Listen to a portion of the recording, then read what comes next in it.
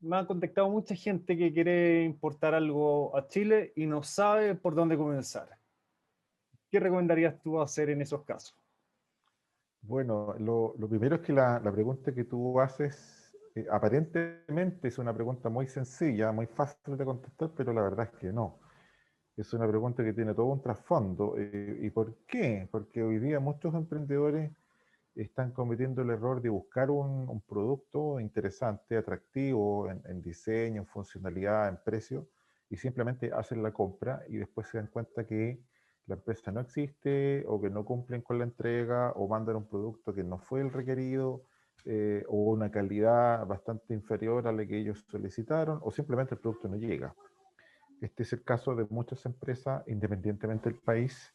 Hemos visto en las últimas semanas estafas de supuestas empresas en Holanda, en los Países Bajos. Hemos visto supuestas estafas en Montevideo, en Uruguay. Ujú. Incluso empresas que existen en lo formal, pero que en definitiva eh, trabajan para estafar. Claro. Entonces, el paso uno, partiendo desde lo más sencillo para todos los emprendedores que te siguen, es buscar adecuadamente al proveedor. Y esto significa que hay que buscar al proveedor y no solamente eso, hay que validar la existencia del proveedor. ¿Esto qué significa?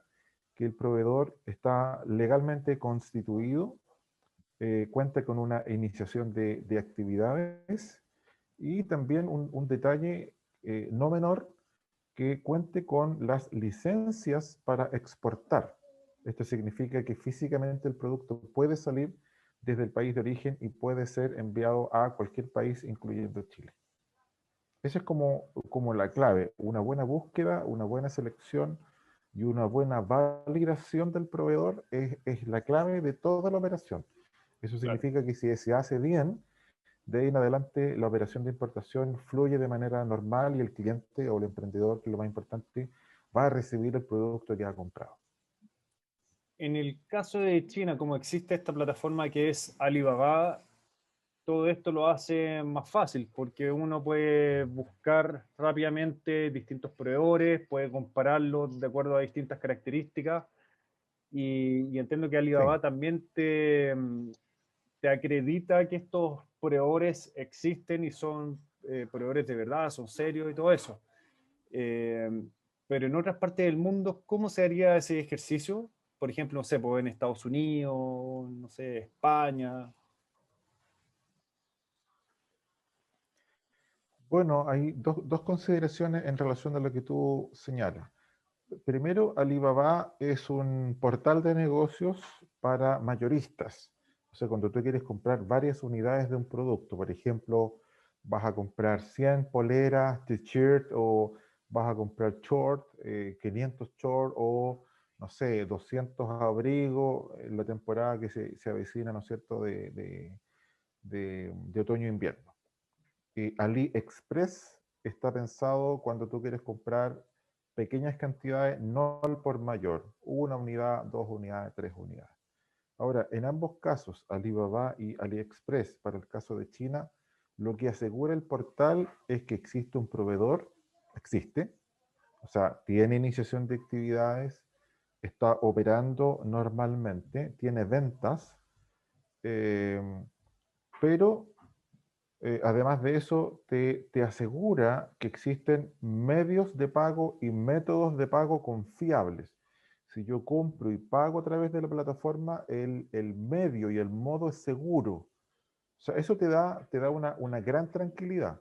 Ujú. Pero es importante despejar la duda de que Alibaba y AliExpress no te aseguran que el proveedor tenga un buen comportamiento respecto a fechas de embarque, respecto a seguimiento, respecto a documentación, y tampoco te garantiza que el producto te va a llegar o que te va a llegar el producto que tú específicamente compraste, etcétera, etcétera. O sea, puede ser en la práctica que yo compro en Alibaba, compro en AliExpress y el producto nunca llegue. Mm. Puede suceder que comprando en estos dos portales llegue un producto defectuoso, llegue menos cantidad de productos requeridos, etcétera, etcétera. Entonces, no es 100% confiable el uso de estos portales u otros. Puede ser Mercado Libre, puede ser Alibaba, AliExpress, y hay muchos portales de compra de productos en el mundo. Ahora, ¿cómo? Y aquí viene la clave, la pregunta que tú formulaste inicialmente. Bueno, pero si existe un cierto resguardo en estos portales conocidos, ¿y cómo lo puedo hacer en otros países? ¿Cómo puedo comprar en Ucrania? ¿Cómo puedo comprar en Rusia? ¿Cómo puedo comprar en la India? Que son grandes productores en general. La India, por ejemplo, gran productor de textiles y manufacturas en general. Hay empresas que se dedican justamente a prestar servicios de estas características, ya sea buscando al proveedor, validando o verificando la existencia del proveedor, incluso certificando empresas y más aún incluso dando un servicio de valor añadido como un control de calidad del producto en origen. Ujú. Hay empresas que se van especializando por áreas geográficas a nivel continental, por ejemplo, una empresa que cubre todo lo que es Asia, Vietnam, Malasia, qué sé yo, China, Japón, Singapur, Corea, o hay algunas empresas que se especializan en otras áreas geográficas como Norteamérica, Europa, etcétera, etcétera. Existen, de hecho. Ya. Nosotros, a propósito, en la empresa siempre nos llegan requerimientos de estas características y también ayudamos, digamos, al emprendedor para que pueda validar al proveedor. Perfecto. Y una vez que uno ya encontró un proveedor, lo contactó, qué sé yo, lo validó, ¿cuáles serían los pasos siguientes? ¿Pedir una cotización, una factura pro forma? ¿Qué recomendarías tú hacer ahí al respecto? Sí, la operación parte normalmente con una cotización de carácter internacional, que en este caso es una proforma invoice, de ahí viene el nombre de la proforma, en palabras simples, es una cotización que tiene una fecha de validez, no son eternas, normalmente duran 30 días, 15 días, dependiendo del producto. ¿Y por qué es tan importante? Porque esta cotización tiene un montón de información útil para el emprendedor. Por ejemplo, define la cantidad de producto, la descripción técnica del producto, las características, funcionalidades, atributos, etcétera, etcétera. La moneda en que se pacta la operación, el Incoterms, o en otras palabras, la cláusula de compra que se va a utilizar, la vía de transporte, en qué puerto o en qué aeropuerto se entrega, cuál es el puerto de desembarque, el aeropuerto de destino, si la carga viene en pallet, en cajas de cartón, cuántas cajas son, cuánto miden, cuál es el volumen que tiene, cuál es el peso, etcétera, etcétera. Es súper importante el tema del peso y el volumen porque es la única forma que el emprendedor puede determinar cuál sería el valor de su flete internacional que tiene que pagar en definitiva, y también le permite obtener otros datos como si desea tomar un seguro, cuál es el valor de la mercancía para asegurar y calcular derechos de aduanas en su país, sea Chile o sea cualquier otro país, etcétera, etcétera. O sea, el paso siguiente a la búsqueda de proveedores es solicitar al proveedor una proforma invoice, una cotización. Ese sería el segundo paso. Claro, Y y de con, ahí en adelante, pues se puede, digamos, continuar con la operación de manera normal. claro, entonces, teniendo esta proforma invoice, uno contacta a un agente de carga y con él se cotiza todos los gastos asociados y ¿cuál sería la recomendación ahí? Cotizar de puerta a Bueno, puerta. si es muy acertada tu pregunta, porque si uno tiene una cotización donde está individualizada la mercancía, la cantidad, los montos asociados, y si además esa proforma idealmente incorpora la cantidad de bultos, pesos, dimensiones o volúmenes, se puede contratar sin ningún problema a un embarcador o comúnmente conocido como forwarder, para que, dependiendo del Incoterms, se tome contacto con el proveedor en origen y se pueda hacer cargo de toda la cadena logística.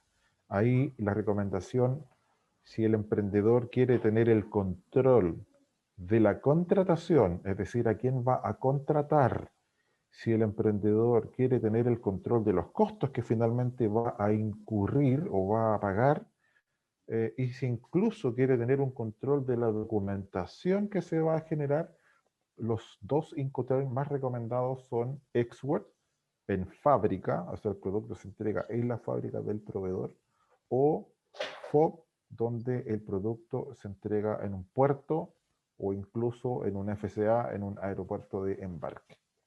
Son los dos Incoterms más recomendados. Ya, perfecto. ¿Qué pasa en el caso que el proveedor solo venda CIF, por poner un caso súper particular? Es un caso mucho más recurrente de lo que uno piensa. Hay proveedores que culturalmente, el caso de China y el caso de otros países, trabajan fuertemente con la cláusula CIF. ¿Cuál es la ventaja de CIF? Que viene con el flete internacional marítimo, en este caso, incorporado dentro de los costos. Viene con un seguro de carga incluido. ¿Cuál es la desventaja? Que se pierde de vista en qué nave viene el embarque. El proveedor normalmente no informa en qué buque viene, no informa en qué viaje.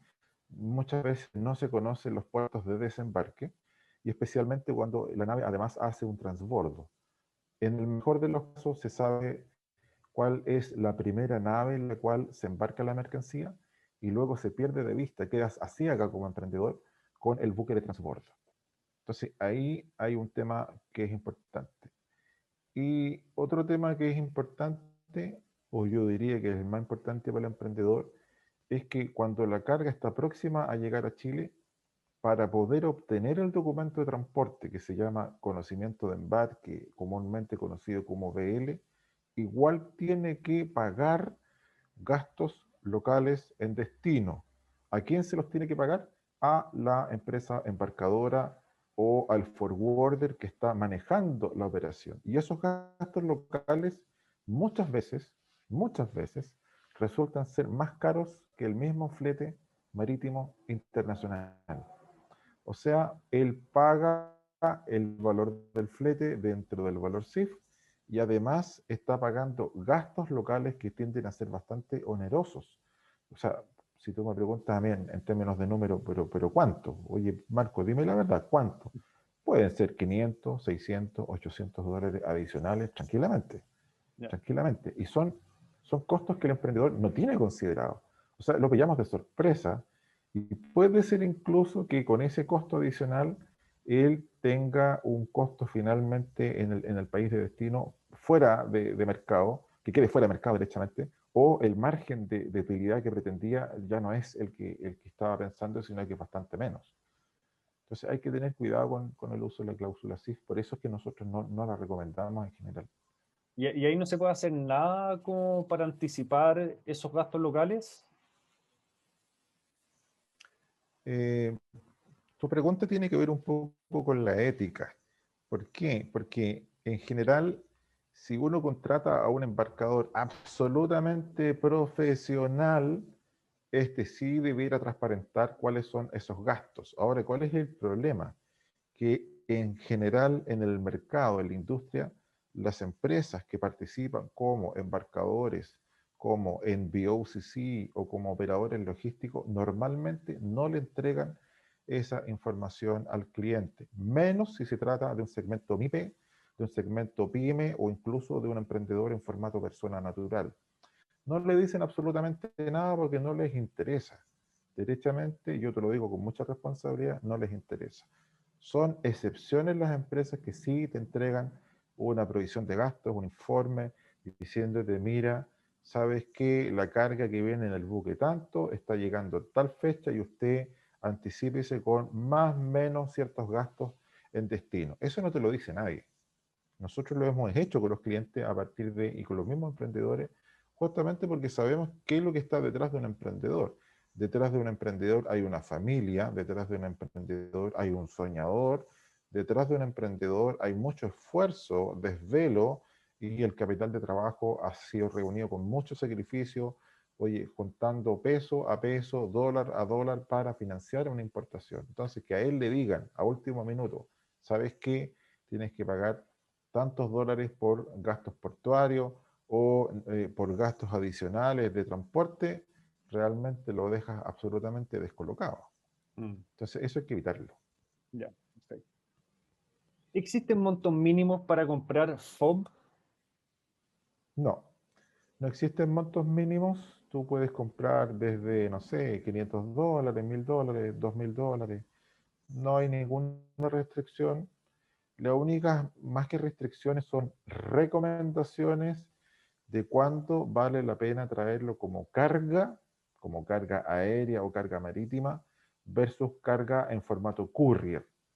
Si tú tienes, por ejemplo, una pequeña compra de $300, $500, pero físicamente es una pequeña caja, es la caja, una caja de tipo zapato, zapatilla, una caja de 2, 3 kilos o 20 kilos incluso, hay que traerlo por courier, como carga en un formato courier, como carga aérea por courier. En cambio, cuando tú ya tienes un pallet para que se haga la idea, los emprendedores que siguen el canal, un pallet más o menos tiene 1, 1,2, 1,3 metros cúbicos de volumen, de espacio que ocupa, y el peso da lo mismo. O sea, ya teniendo un pallet con una cierta cantidad de caja, totalmente vale la pena traerlo como carga marítima, donde vas a pagar bastante residual, muy, muy bajo. Si vas a tener que esperarte un buen tiempo, estamos hablando las cargas de Asia 40, 45 días, pero lo que te van a cobrar el transporte internacional es bajísimo, Ya. bajísimo. Y cuando mencionaste courier, ¿te refieres principalmente a FedEx, DHL, ese tipo de empresa? Sí, correo internacional. Todo lo que es courier, hay courier que, claro, se especializan en ciertas áreas geográficas. Hay otros que son muy buenos en Norteamérica, como el caso de UPS, United Parcel Service, o hay algunos que son de carácter world class y operan en todo el mundo, como Federal Express, o hay otros que son más europeos, como DHL. Ya. Y en el caso de Asia, Bueno, Asia funciona bien con Federal Express. Por lo menos lo que hemos visto nosotros en la práctica, con casillas, con box, digamos, con envío de documentos, con envío de pequeños paquetes en peso y volumen, ha funcionado bastante bien Federal Express. y en el caso de courier, ahí sería entonces FCA el Incoterm recomendado. Claro, si es en la vía aérea como en este caso, lo más recomendado, que buen punto, sería FCA y no FOB como la gente piensa, o no CIF. ¿Y por qué no? Porque no existe un FOB aéreo y no existe un CIF aéreo. Sí existe un FCA o existe un CIP, si fuera el caso, con flete aéreo y con seguro incluido. Y en el caso de China también se ve harto DAP o DDP. No, no se ve las cláusulas o los Incoterms del grupo D, prácticamente no se ven en China. Donde tú sí lo puedes ver son en países como los Estados Unidos. Estados Unidos utiliza muchísimo las cláusulas D, DDP, por ejemplo, DAP, incluso el Incoterm nuevo DPU, lo ocupan bastante. ¿Y por qué lo ocupan bastante? Porque el producto se entrega en un lugar al interior después del aeropuerto de destino o después del puerto de destino. Ejemplo, la carga llega al puerto de Miami, Los Ángeles, Long Beach, Baltimore, Charleston, por mencionar algunos, pero el producto va a Iowa, va a Utah, va a un punto al interior del territorio. Entonces, las cláusulas B en general están por sobre los puertos, están en forma posterior a los puertos, están después de las aduanas y hay que asumir una serie de costos en destino. Transporte, vía carretera, vía ferroviaria, mucho uso de trenes a propósito en países como Estados Unidos, en países como México, donde se necesita llegar a un punto al interior del territorio que son conocidos como lugares de entrega de acuerdo a contratos de compraventa. Ya, pero en el caso de DAP, de DDP, el tema del pago de impuestos, siempre lo paga el importador. Buena pregunta, no siempre. Hay un Incoterm de la versión 2020 donde el vendedor se hace cargo de pagar los conocidos custom duties. Los custom duties o los taxes en inglés corresponde a derechos de aduana e impuestos. Por ejemplo, en Estados Unidos el VAT, el Value Added Tax, el impuesto al valor agregado. el único Incoterm que considera el pago de esos conceptos por el vendedor es DDP. De ahí viene la P, la consonante P de paid. De paid habla de paid custom duties. Lo que se paga son los derechos de aduana. En cambio, como tú lo dijiste de alguna forma, en el resto de los Incoterm, en todos los Incoterm distintos a DDP, el que paga finalmente los derechos, los impuestos, es el comprador. Si tú estableces un paralelo y quieres comparar una y otra, simplemente tienes que comparar la última letra. La consonante P, ¿no es cierto? En el caso de DAP, se refiere a point. Point, o en inglés también place, es decir, punto o lugar. Por lo tanto, ya solamente con conocer eso te da una señal de dónde se entrega la carga. La carga se entrega en el punto o en el lugar convenido. Ahora, ¿dónde está ese punto? O sea, yo me hago la pregunta como emprendedor, ya, pero ¿dónde está ese punto? Yo quiero saberlo. Ese punto está en el documento que puede ser la proforma invoice, puede ser una purchase order, una orden de compra, puede ser un contrato de venta. Ahí se debe estipular el lugar, el punto de entrega. Ese lugar se supone que es distinto a un puerto de desembarque, se supone que es distinto a un aeropuerto de desembarque. Un ejemplo, podemos hacer una importación DAP para entregar en la localidad de Cauquenes, en la séptima región del Maule, Chile.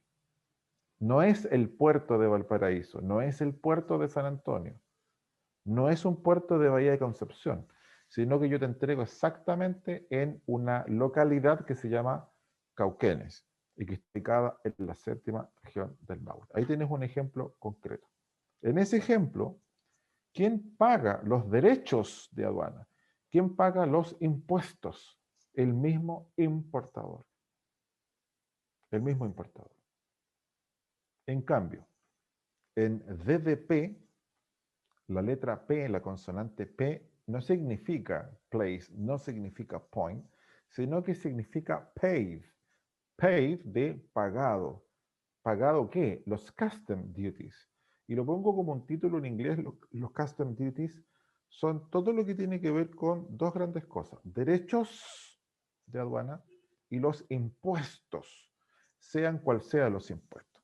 Entonces, en ese caso, dentro del valor que te cotizaron, dentro del valor de la commercial invoice, de la factura comercial, está incluido el pago de los derechos y de los impuestos. Por lo tanto, ¿quién pagó? El vendedor.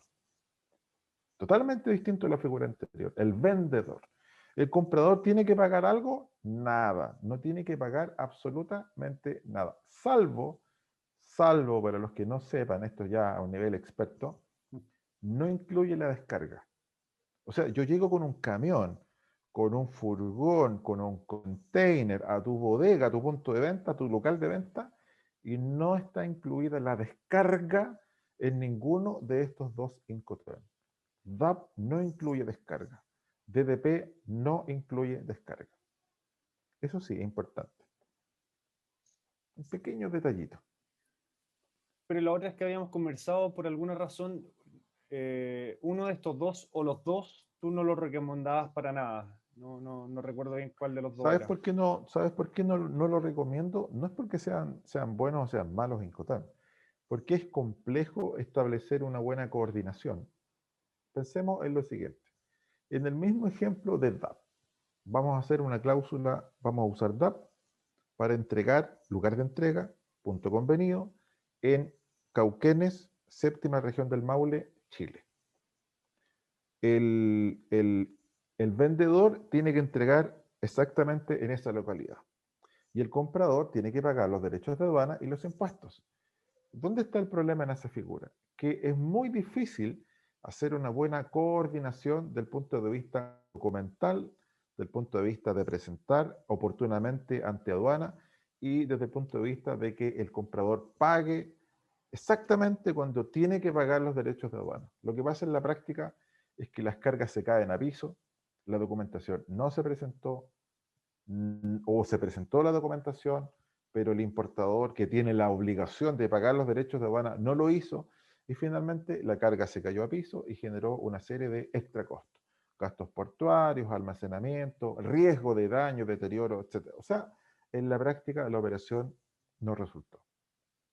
Y lo mismo ocurre con DDP. En DDP, si bien es cierto, incluye el pago de los derechos de aduana, es una cláusula muy compleja, hay que estructurar desde el punto de vista de costo, hay que contratar una serie de servicios logísticos, muchas veces uno no sabe, bajo la mirada del vendedor, no conoce la legislación, no conoce mayormente servicios logísticos en el país de destino, y finalmente entra a hacer una operación bastante compleja. Entonces, ¿en qué casos sí se podría utilizar Incoterm de los grupos D, sea DAP, sea DDP, sea DPU, cuando primero son capaces de construir una buena cadena de costo, existe un conocimiento en contratación y servicios logísticos a nivel internacional, especialmente en temas aduaneros, en temas tributarios, etcétera, etcétera, y además una muy buena coordinación entre ambas partes? Ahí funcionaría bien, digamos, un Incoterm. Y por lo general, los Incoterms son negociables. Por ejemplo, si yo contacto a un chino y el chino me da sus precios en CIF, yo le puedo decir que a mí me interesa comprar FOB o FCA en el caso de Courier. ¿Es como negociable o por lo general es algo como que ya viene establecido, esto es, y no hay mayor discusión? En general, mira, en general debieran ser negociables. ¿Cuál es la realidad? Tú puedes comprar a una empresa en China, y la empresa A te dijo, ningún problema, sabes que, François, vamos a hacer un cambio de CIF a FOB, o vamos a hacer un cambio de FOB a export, no te hagas ningún problema. Pero otra empresa china, otra empresa en el mismo país, te va a decir, no, sabes que CIF o no hacemos negocio. Pasa mucho empresa a empresa más que asociado a un país. Ahora, en general, en el caso particular de los países asiáticos, tienden a utilizar tres Incoterms. Export, cuando la carga es poca. Un pallet, dos pallets, tres pallets, o sea, no un contenedor. Pero cuando la carga ya es suficiente para justificar la contratación o la venta de un contenedor completo, o sea, un contenedor de 20, un contenedor de 40, el chino tiende a utilizar FOB. Mira, yo te entrego el contenedor FOB Shanghai, FOB Tianjin, FOB Ningbo, Xiamen, o derechamente te dice CIF Valparaíso, CIF Callao, CIF Guayaquil, CIF Buenaventura, CIF Colón en Panamá, etcétera, etcétera. O sea, depende mucho de las características físicas y de la cantidad de productos. Si hablamos de carga menos de un contenedor, puede ser export sin ningún problema. Si hablamos de contenedores completos, lo más probable es que sea un FOB o un CIF. Ahí se van generando variaciones. Ya, perfecto. Entonces, busco mi proveedor, lo valido, le pido una cotización, una factura pro forma, se la envío a mi ¿Correcto? agente de carga, al embarcador o freight forwarder. Teniendo esta ¿Correcto? cotización y el OK, le confirmo a mi proveedor y se procede ya, digamos, al pago que puede ser un pago anticipado, un porcentaje, y el otro contra la entrega del BL. ¿Cómo funciona eso? No, bueno, depende mucho de las características del proveedor. La regla general es que el proveedor siempre te va a pedir el 100% del valor del producto, de la compra, si tú lo quieres, en forma anticipada. De ahí viene el pago contado, o en inglés payment in advance. The payment in advance es el pago contado anticipado al embarque. O sea, el proveedor no va a embarcar nada hasta cuando tenga abonado el monto de la compra en su respectiva cuenta. En algunos casos, cuando ya hablas de un monto un poco más interesante, culturalmente, en el caso de China, tienden a utilizar la expresión TT, TT o T/T, donde la primera T significa págame el 30% contado, anticipado, y el 70% es al momento del zarpe de la nave. O Ya. sea, en la práctica es contado igual, te esperan, ¿no? Por ejemplo, si yo voy a fabricar y me voy a demorar 2, 3 semanas, 4 semanas en tener listo el producto, te pido el 30% hoy día y cuando haga el embarque, en 2 o en 3 semanas más, te pido el 70% restante. Fíjate que hasta ahí tú no has recibido nada, absolutamente nada. Simplemente hay correos, quizás documentos de embarque, pero tú físicamente no has recibido absolutamente nada. Por lo tanto, es un alto riesgo, es un 100% de riesgo para el que está comprando. Podría suceder de que este proveedor, incluso en un portal de Alibaba o en un portal de AliExpress, o sea cualquier otro portal, puede suceder que el proveedor, uno, no embarca absolutamente nada, deja de contestar los correos, deja de contestar los WhatsApp, deja de contestar las llamadas, o si cumple con el embarque, pues seamos positivos, cumple con el embarque, pero en una fecha distinta a la que tú solicitaste. O sea, se pueden dar dos figuras absolutamente esperables. Ya. Eso pasa, digamos, ¿no? Mm. Nosotros nos ha tocado, pero gente que pagó $30.000, $50.000, $100.000 americanos y el embarque nunca se hizo. Ya. Entonces hay que Entonces, tener cuidado. Ahí volvemos al punto que partimos en esta conversación. ¿y en qué minuto entonces el agente de carga contacta al proveedor? Una vez que uno hace el primer pago, ahí se ponen en contacto directamente.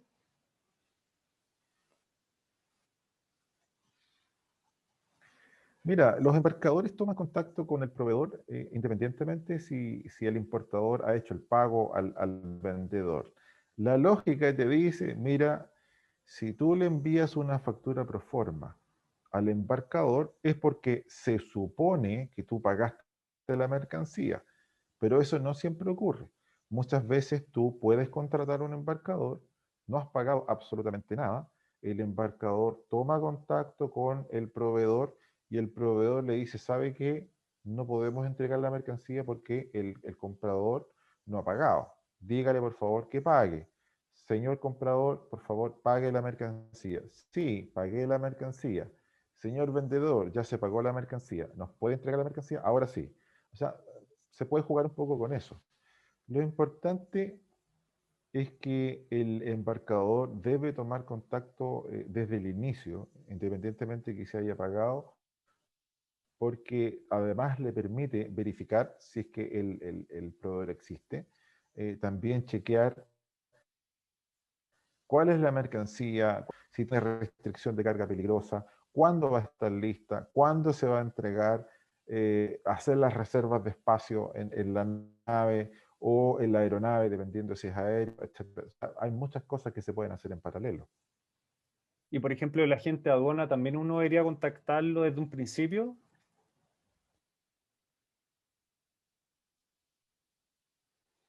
No necesariamente, los agentes de aduana la verdad es que no van a intervenir hasta cuando esté próximo al arribo el buque o próximo al arribo la aeronave o el camión si fuera un país vecino fronterizo.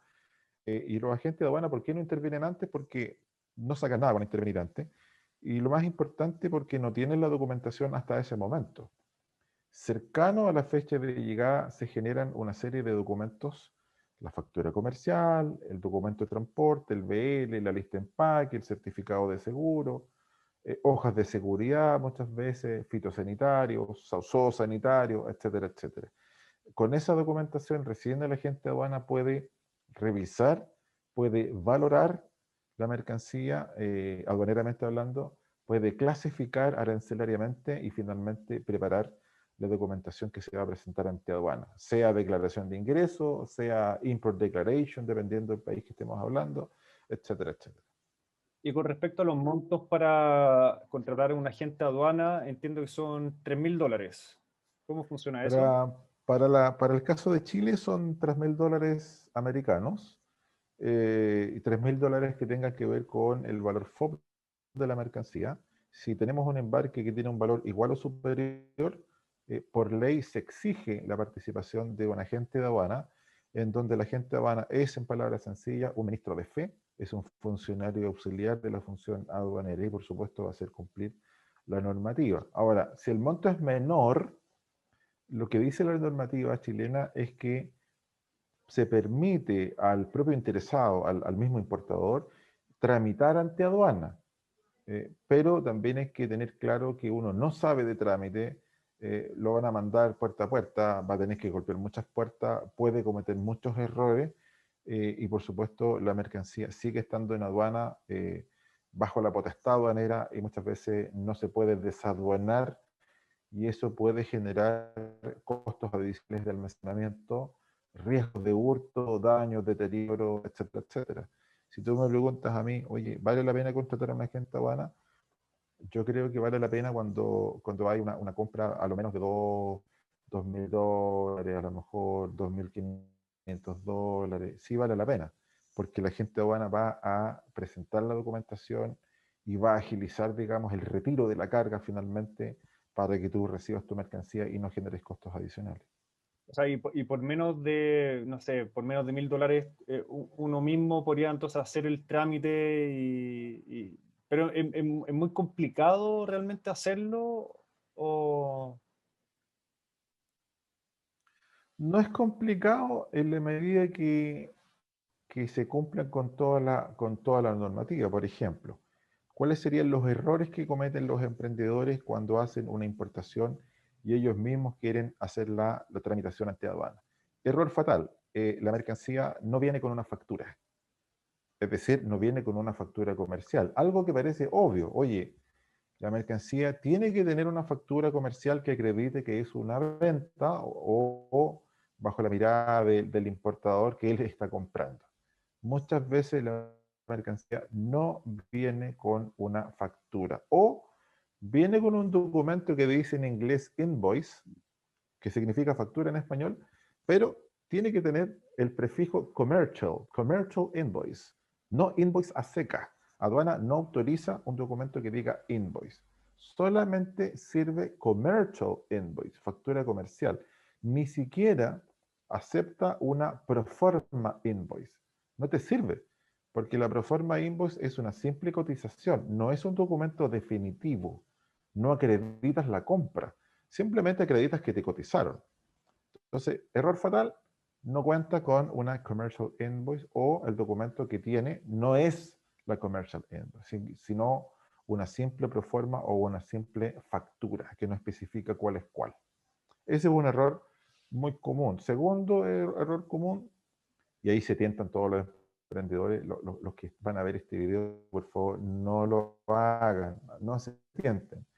Que tú compraste, por ejemplo, una camisa, eh, una camisa 100% poliéster, que son camisas baratísimas porque son de una fibra sintética. Y físicamente tú estás comprando, físicamente en la caja viene una camisa de algodón. Por supuesto que una camisa de algodón, comparativamente con una camisa de poliéster, son dos calidades y dos precios distintos. O más aún, te tentaste con incluir un segundo o un tercer producto y nunca lo declaraste ante aduana. O sea, en la documentación que tú vas a completar y a presentar a aduana, no señalaste que además de camisa, vienen faldas, vienen shorts, vienen zapatillas, vienen lentes, etcétera, etcétera. O sea, la mercancía no fue declarada. Entonces, si aduana detectara que hay una mercancía que no fue declarada, tú estás haciendo un contrabando. Y eso, por supuesto, está sancionado en la normativa. O, peor aún, si alguien se tienta en traer un producto prohibido, sea droga, droga dura, cocaína o cualquier otro tipo de derivado, o incluso una droga de laboratorio, un fármaco, pero está prohibida su importación, o se exige algún visto bueno adicional de un servicio de salud, y tú te tentaste que en esta pequeña cajita vamos a incluir una pequeña muestra, una cajita con medicamentos, etcétera, etcétera, absolutamente fuera de la normativa y también está afecto a multas, a sanciones. Entonces, es muy fácil cometer errores porque uno a veces no conoce, digamos, la tramitación y no conoce la normativa. Y no tienes por qué conocerla, pero sí es importante informarse adecuadamente. Ya, perfecto. Y hablando de esto de los vistos buenos, creo que también es muy frecuente alguien que quiere importar, no sé, pues algo que tiene algún alimento, algún cosmético, o algo que tiene que ver con, no sé, pues una semilla, Sí, y se pierde en cuanto a estos vistos buenos, a estos certificaciones adicionales que tenga que obtener para poder instalar ciertos tipos de productos. O si bien llega e importa esas cosas y se las retiene y de frente las pierde. ¿Cuál es como la recomendación ahí? Porque también bueno, hay tantos productos que diverso, obviamente, de lo que sebo, se te ocurra. claro, Lo primero es el sentido común. El sentido común, aunque tú no lo creas, te ayuda muchísimo.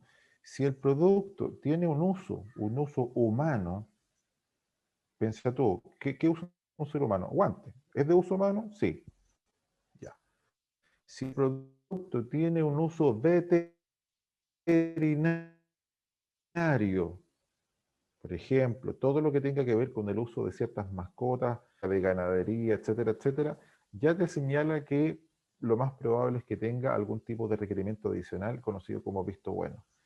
Si el producto tiene un origen animal o un origen vegetal, una fibra, un marco de madera, de foto, para poner una foto encima del escritorio, o estos diplomas que uno tiene de repente en las casas, en las oficinas, automáticamente ya es señal de que existe un visto bueno de un ente fiscalizador.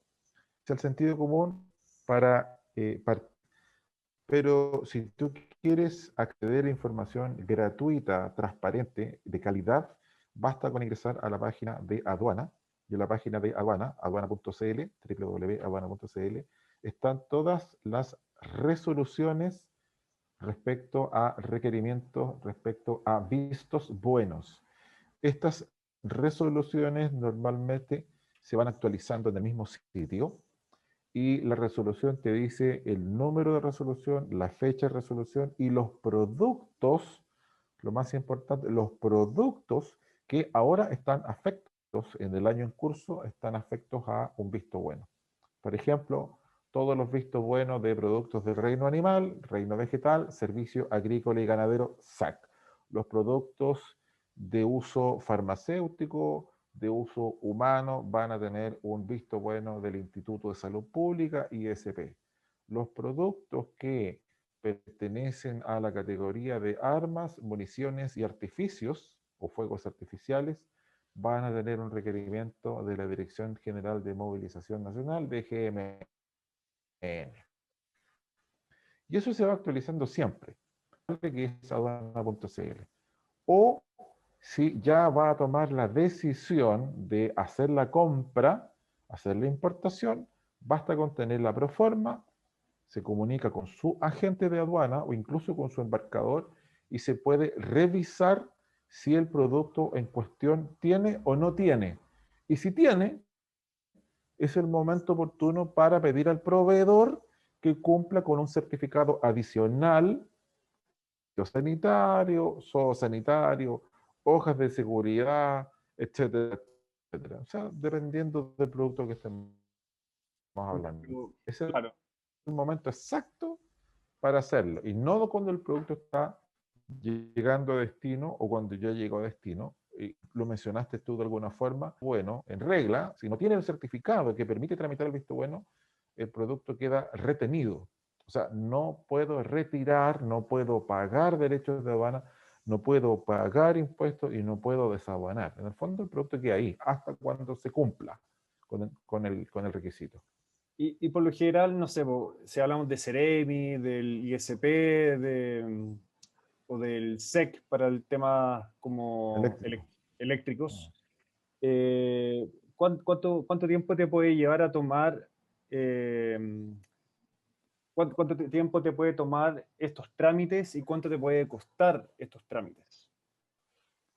Si el visto bueno es solamente pedirle al proveedor que emita un certificado fitosanitario, zoosanitario o algún certificado parecido, no tiene ningún costo adicional porque ese documento lo emite el proveedor y cuando el producto llega a Chile, la certificación de parte del SAC, en este caso, te va a costar 42, 45 mil pesos chilenos. Y si el ente fiscalizador, el SAC, decidiera revisar físicamente toda la mercancía, todo el producto, ahí sí te puede salir bastante más caro, 320, 350 mil pesos en un examen físico. Ese es un caso.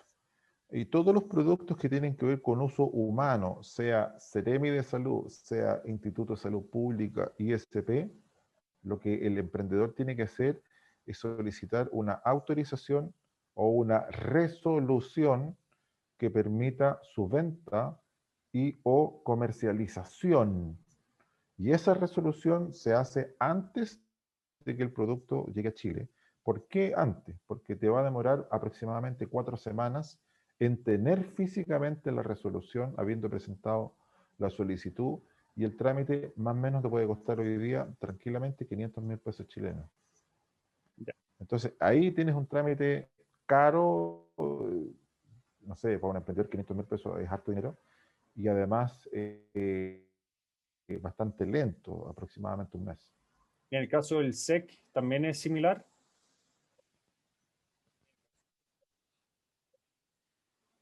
Para serte bien honesto, no sé cuáles son los costos con el SEC, pero sí existe una solicitud que se tiene que presentar en donde el SEC, ¿qué es lo que va a hacer? Ver si el producto en cuestión, por ejemplo, una ampolleta, un interruptor, un enchufe, cableado, por supuesto, cumple con la norma chilena de amperaje, de potencia, de seguridad finalmente en el uso. Y eso también puede demorarte varias semanas. Ahora, el costo fino, si en el dato duro, Ya, lo desconozco, pero sí se puede ir a la fuente oficial que sería el SEC. ya, perfecto. ¿Cuáles serían las alternativas para pagar a los proveedores, como las que tú recomendarías hacer? Sí, como una recomendación, usar medios de pago seguros. Por ejemplo, si yo voy a pagar contado, utilizar una orden de pago internacional. Fíjate tú, orden de pago internacional con mensaje SWIFT. ¿Por qué? Porque el SWIFT, para los emprendedores que siguen el canal, es un tipo de telex interbancario codificado, muy difícil, prácticamente imposible de violar desde el punto de vista de la ciberseguridad, lo cual te da una tranquilidad, y más importante, que te permite rastrear tanto la cuenta de origen como la cuenta en destino. O sea, en el peor de los casos, tú sí puedes acceder a los datos del titular de la cuenta bancaria en destino. ¿Quién recibió el dinero? ¿Qué banco? ¿Qué cuenta? Puedes hacer un rastreo. En cambio, con otros medios de pago, tú estás prácticamente a ciegas. Entonces, si alguien va a hacer un pago contado, utilice orden de pago internacional, que lo tiene la banca tradicional, y lo tienen incluso algunas casas de cambio autorizadas, en el caso de Chile, por el Banco Central. Un ejemplo que es muy recurrente, AFEX, funciona muy bien con temas de órdenes de pago. La orden de pago llega en un timing de 24 horas versus la banca que llega en 48. El costo de un Telex en el banco te cuesta $50, $70. En cambio, en una casa de cambio como Afex te cuesta $25. Y no depende del monto que vas a transferir, sino que si tú envías $10 o envías $50.000, te cobran los mismos 25. Es un valor plano, un valor flat que se conoce. En cambio, muchas veces la banca te cobra en función de una cantidad en dólares, y a veces tiene sujeto a una comisión del monto que vas a mover. Ya, Entonces, ahí hay un ejemplo real de empresas que funcionan bastante bien, sobre todo pensando en un presupuesto restringido de un emprendedor. Si los emprendedores quieren cuidar las lucas, como se dice, AFEX podría ser una buena alternativa. ya. Buen dato ese. Y pasando ahora un poco como a los gastos locales, o quizás más que los gastos locales, ¿cuáles serían como los principales gastos y costos asociados a una importación? Bueno, el principal costo es el valor de la mercancía de acuerdo al Incoterm, sea un valor Export, un valor FOB o un valor CIF. Supongamos que fuera Export, ¿qué costos tiene el emprendedor? Todos los gastos en origen, Es decir, tomar el producto desde la fábrica del vendedor y trasladar el producto hacia el puerto de bodega, donde se va a recepcionar, se toma el producto de esta bodega, se consolida dentro de un contenedor junto con otras cargas o en forma exclusiva, si es que es un contenedor completo. Otro costo es el flete marítimo internacional o el flete aéreo o el flete terrestre internacional. Otro costo importante es el valor de la prima de seguros, si es que el importador toma la decisión de asegurar la carga. Otro costo son los derechos de aduana, si es que tuviera que pagar derechos de aduana. En el caso de Chile, desde el año 2003 es un 6% sobre el valor aduanero. Otro costo, o sea, más que costo, un impuesto, el IVA que se calcula sobre la base imponible, el 19%, y ahí vienen los famosos gastos que a lo mejor estabas pensando en eso tú, los gastos portuarios. Los famosos gastos portuarios que son un símbolo de interrogación para los emprendedores. ¿Qué es lo que se paga en el gasto portuario? Físicamente el producto llega al puerto de desembarque y sean en contenedores o sea carga consolidada, menos que un contenedor, se tiene que vaciar el contenedor, se tiene que separar el producto de cada importador y eso se hace en un terminal extraportuario en el caso de Chile, que está fuera del puerto. Es un terminal que está habilitado para recibir contenedores. Se rompe el sello del contenedor, se vacía el contenedor, se separan las cargas y luego las cargas quedan en un almacén. O sea, hay una recepción en el almacén, hay un ingreso al almacén, es decir, un ingreso desde el punto de vista informático de datos, hay un almacenamiento propiamente tal durante 2 o 3 días, luego hay un despacho y finalmente hay una entrega o un retiro de la carga. ¿Cuánto duró esa figura? Dependiendo de los tiempos, en condiciones normales, absolutamente normales, 2 días, 3 días, sin ningún problema después de la fecha de arribo del buque. ¿Cuánto me cuesta eso? Tranquilamente 250, 300, $400 sin ningún problema. Entonces, ese costo el emprendedor normalmente no lo tiene en su mente y no lo tiene tampoco en una estructura de costo conocida, por llamarlo de alguna forma. Y Ya, el perfecto. último costo, en esta cadena, en esta figura, sería desde el terminal extraportuario, se pagaron los gastos portuarios, ahora hay que trasladar la mercancía, el producto, hasta la bodega, hasta la tienda, digamos, del comprador. O sea, hay un tramo de flete local interno que puede ser bastante acotado, región de Valparaíso, Santiago, o puede ser incluso desde un determinado puerto hasta otra región, donde por supuesto los costos van a ir subiendo dependiendo de la distancia que estemos hablando y además de los pesos y volúmenes. Ya, perfecto. Y para tener referencia de otros gastos, por ejemplo, los agentes de aduana, ¿entre qué rango de precios se mueven? Los agentes de aduana cobran de acuerdo a 3 o 4 categorías. La regla general es que cobran un porcentaje sobre el valor CIF, sobre el valor CIF del producto.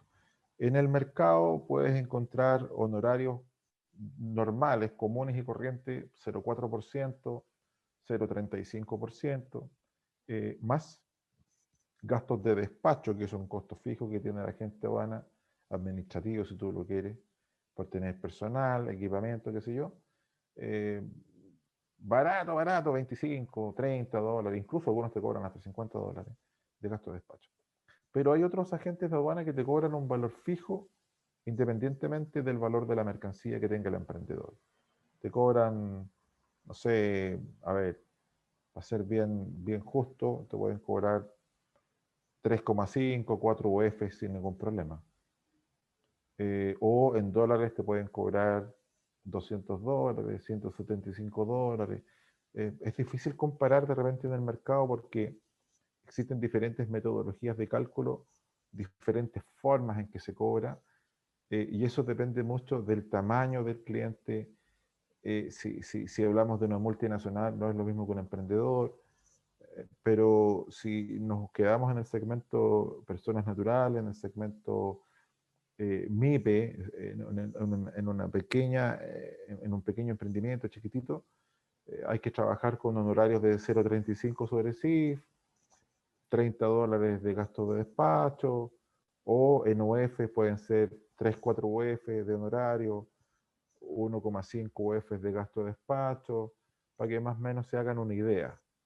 Ahora, difícil negociarlo porque hay que tener claro que el emprendedor quizás es su primera importación o tiene un par de importaciones en el año. Si eso va aumentando en el tiempo, sí se pueden llegar a mejorar levemente los honorarios de la gente. Bueno, Ya, perfecto. digo levemente porque es así, digamos, ¿no? En ningún caso una gente buena va a hacer un ahorro sustancial, una rebaja, digamos. Ya, perfecto. Me quedó una duda con respecto a los certificados de origen. ¿Hay algo a tener en cuenta con respecto a los certificados de origen al momento de solicitarlo a un proveedor? Por ejemplo, No, que incluya, me pasó con un alumno que tomó el curso de importaciones de nosotros que le pidió el certificado de origen al proveedor, pero el proveedor le pasó el certificado de origen, pero a nombre de otra empresa proveedora, por ponerte un ejemplo. mm. Bueno, en el caso de muchos países o muchos proveedores, ¿cuál es el problema que tienen? Al inicio de esta conversación dijimos que la etapa más importante de una importación es la búsqueda, es la selección y es la validación del proveedor.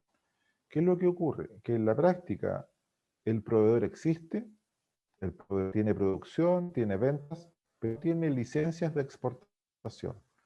Como no tiene licencias de exportación, te vende el producto, tú pagaste, pero al momento de hacer la exportación, no entregar un certificado de origen.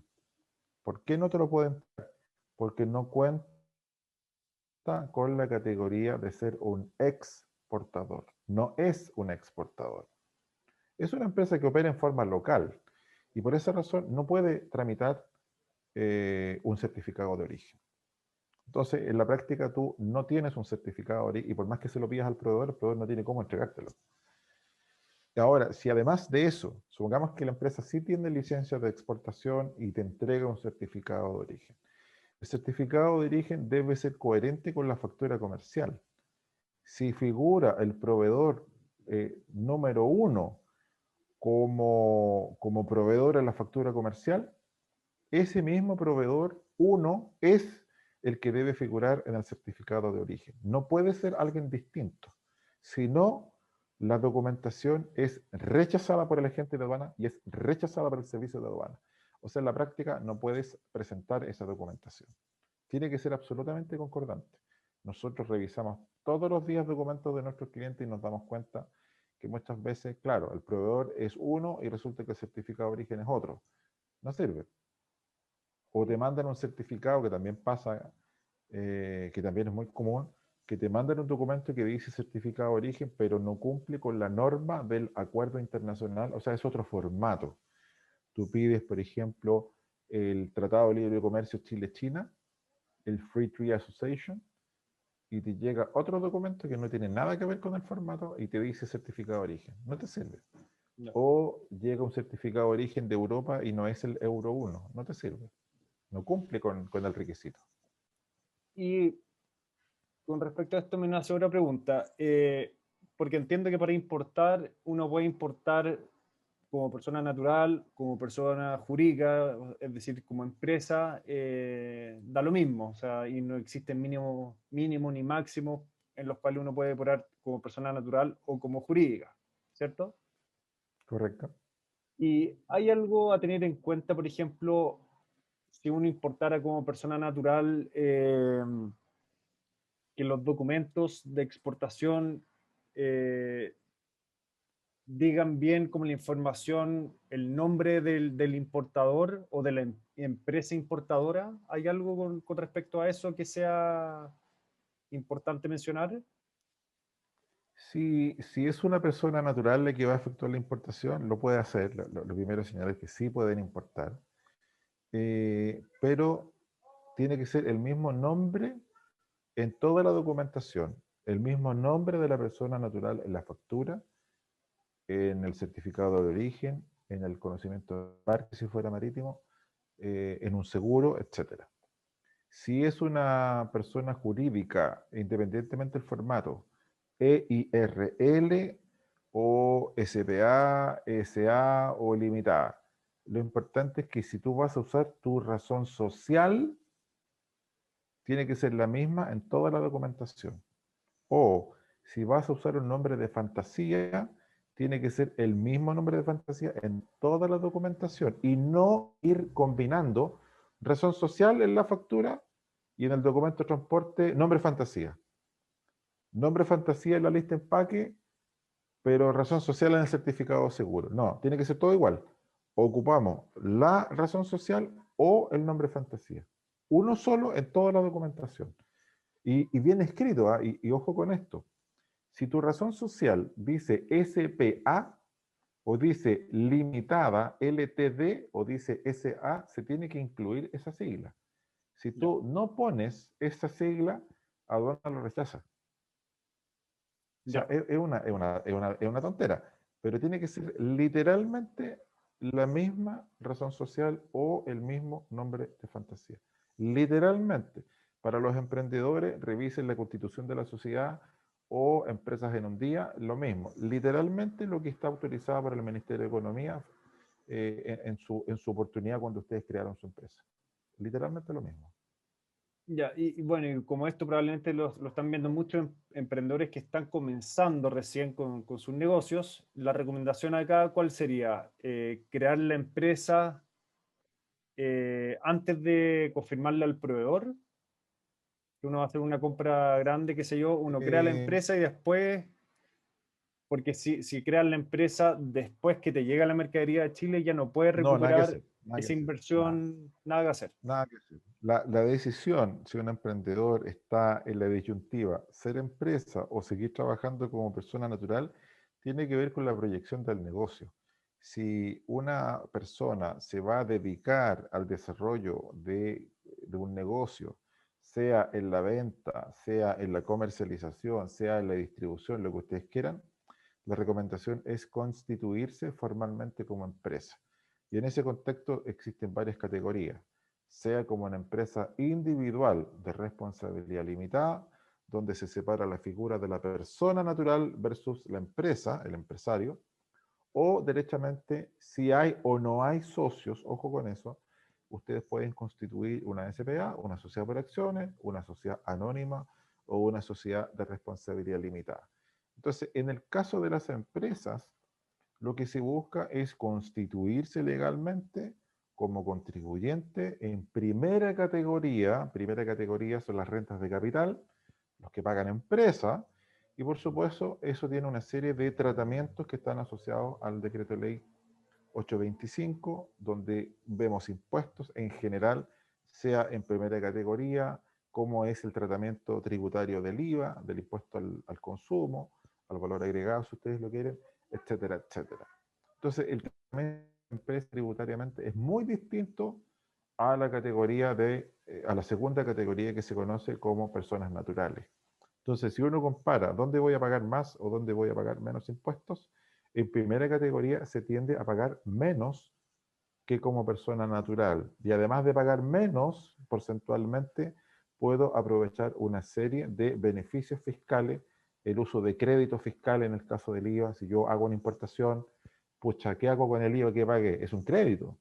¿Y qué hago con el crédito? Lo puedo aprovechar para pagar menos impuestos en el formulario 29 mensualmente, o incluso si queda algún saldo a favor, lo puedo aplicar como remanente al periodo siguiente. Eso no lo puede hacer una persona natural. No lo puede hacer. Entonces, Sí. la recomendación es muy simple. Si usted quiere hacer un desarrollo de negocios en el tiempo, independientemente de la actividad económica, independientemente del rubro, constitúyase formalmente como una empresa. Buenísimo.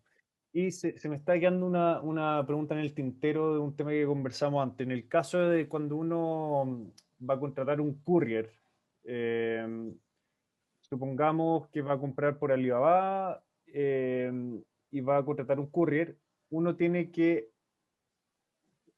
contactar, por ejemplo, a DHL, a FedEx, como si fuera el agente de carga, y con ellos se coordina el retiro en las bodegas del proveedor. ¿Cómo funciona en el caso concreto del courier?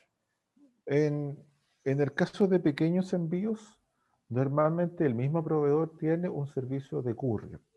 Y dentro de este servicio de courier que te entrega como cliente, te dice, mira, yo te voy a entregar el producto que tú acabas de comprar, te lo voy a entregar en Chile o en otro país, ¿no es cierto?, que perfectamente puede darse el caso, y vamos a usar mi courier.